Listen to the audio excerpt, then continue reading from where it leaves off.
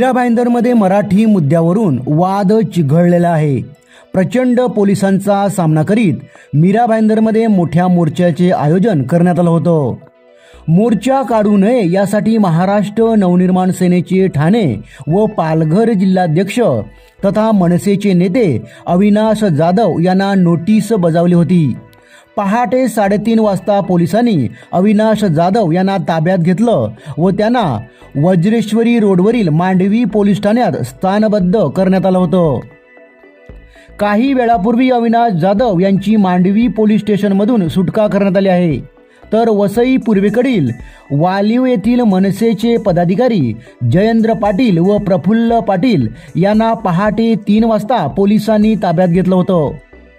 त्यामुळे वालीव विभागातील दुकाने ही दुकानदारांनी बंद केली आहेत। वालीव विभागात महाराष्ट्र नवनिर्माण सेनेचा दबदबा आहे, त्यामुळे अटकेच्या निषेधार्थ व्यापाऱ्यांनी व दुकानदारांनी ही दुकाने बंद केली आहेत।